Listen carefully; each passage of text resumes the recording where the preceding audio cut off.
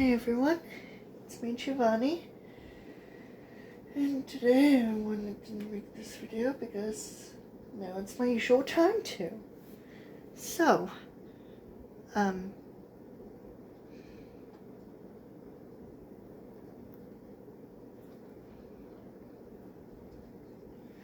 now,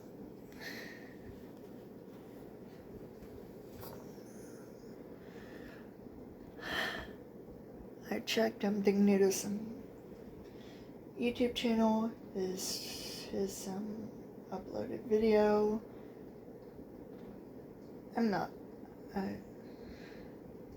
It's alright. It's not something really weird. It's just something usual nowadays. But still, I still want him to go back to normal Minecraft, things lab and such. However, there was one time I saw Lawrence Eastside some videos, and I was like, I'm starting to question these YouTubers' certain life choices, because they just seem to find making videos reviewing or playing certain games involving horror-related stuff, or just weirdly bizarre, disturbing things that happen. I have no idea. I literally have no idea how this trend even happened in the first place. All I know is that random games seem to come out and people seem to play it because it's popular or whatever. Kind of similar to some other games that came out like during 2020 or 2017 or 2016. I don't know, but all I know is that I'm just getting tired of it. I'm just getting tired of the same old shit. And that Noodles needs to go back to Minecraft. He needs to stop being influenced by his fans, and he needs to make content not only to make his fans happy, obviously, but to be creative again, to play games that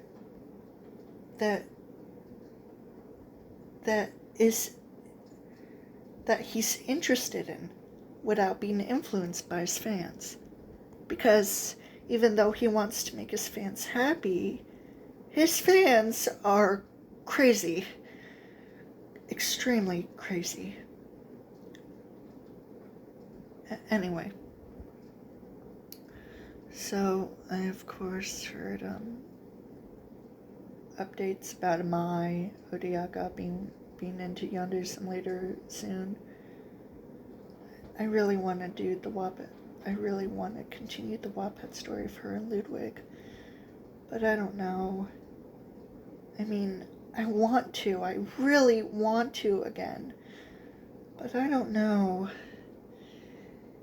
It would seem rather tedious. Anyway. I forgot to mention this one huge thing. So, for some reason, things just pop up in my head, and I remember them so vividly that I want to search them up to see if there's any new information about them. So, one of the things is about the missing person, Selene Delgado Lopez. Or just Selene Delgado. Basically, there was this network known as Channel 5, known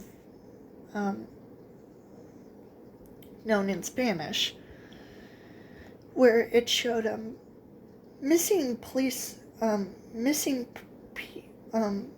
person reports in mostly Mexico or Hispanic countries. And the strangest thing is, it was always shown it was shown like during segments um um after like a segment from like a kids show. It was on the kids network or something. But all I know is that people were creeped out by the picture of well, in the news, Celine's described as being 18 years old. She went missing on April 22nd, no specific date whatsoever. I mean, year. And she was around 18 years old. She had like dark hair and eyes, and presumably went missing in Mexico City. Now, I've looked up the information about her, and it turns out that her family is poor and that she was only living with her mother and probably even her sister. She was abducted by a stalker, and the stalker ended up also abducting a sex worker that Selene and her family might have known, who was also a drug addict, who was also a drug addict, who lived across the street from her. And the stalker lived about like a couple blocks away from Selene. So, yeah, that's kind of creepy. Now, there was other information about her family.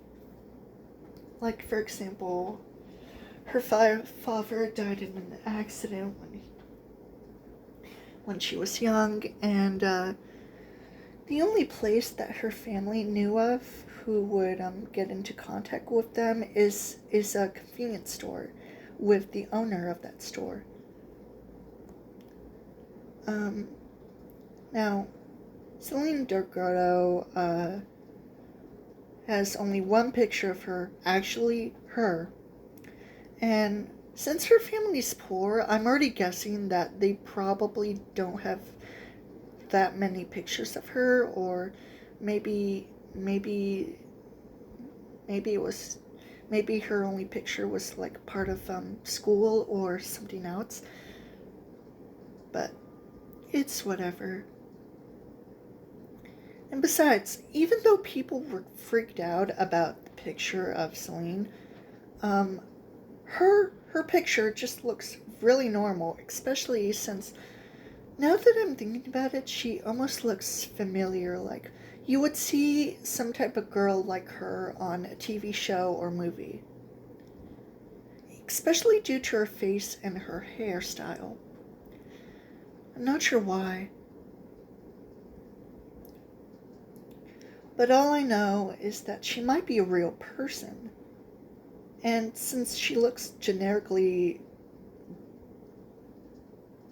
since she just looks like a generic Latina 18-year-old girl, she can pretty much be a real person or not, regardless of that.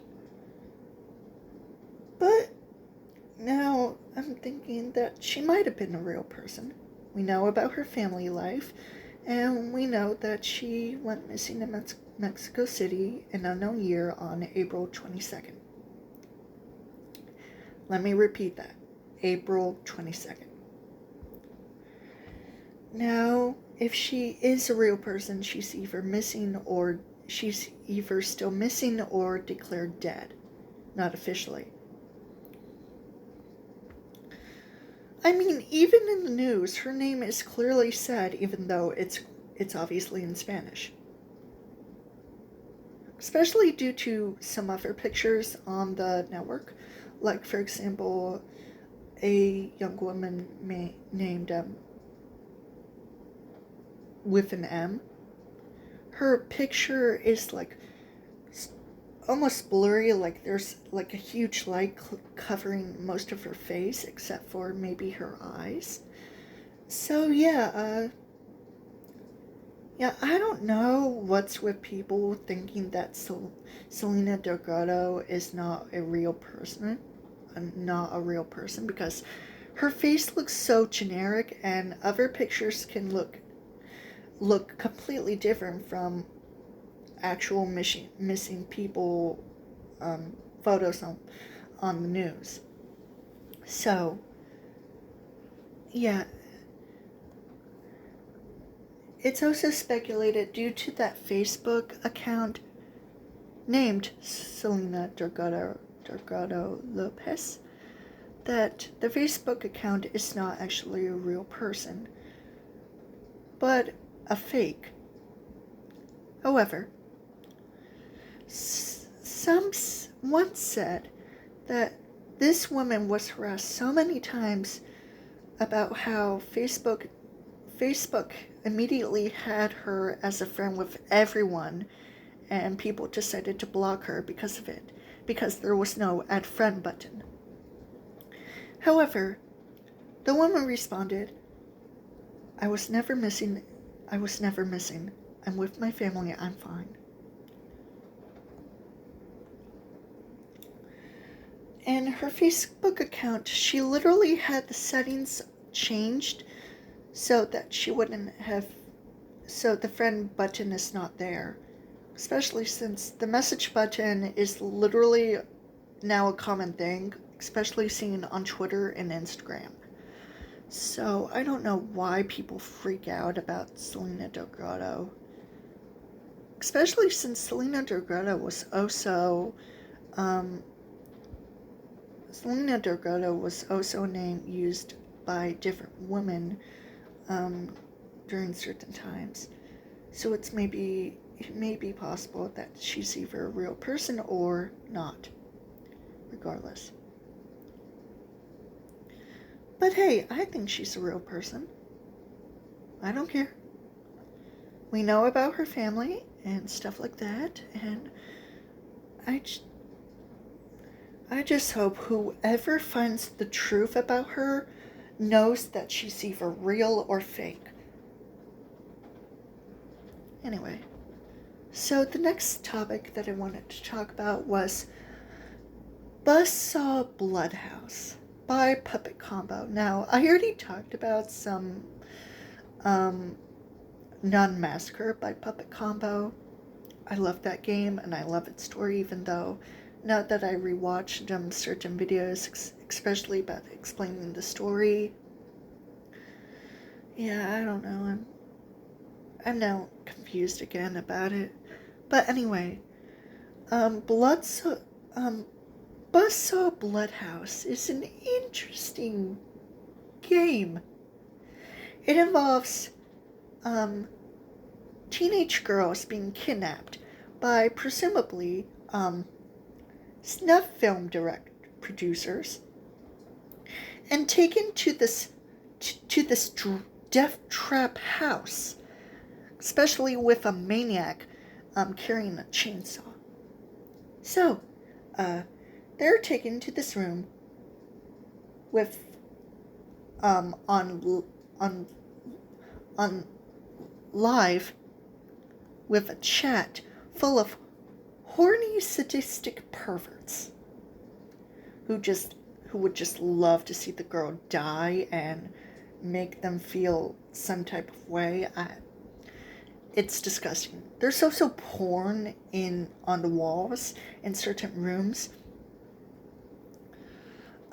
So the main focus in the prologue, 3 girls, Amanda, Emily, and Samantha, get kidnapped by the snuff film producers, and they end up in a death trap house and try to escape. And their escape is online on Halloween in 1997. On the deep web in a red room chat.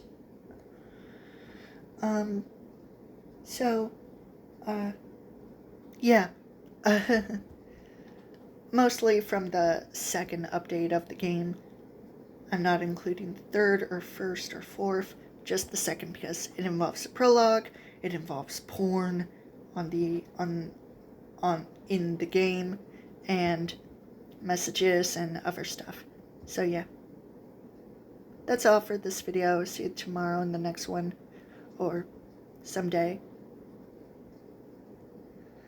Bye for now.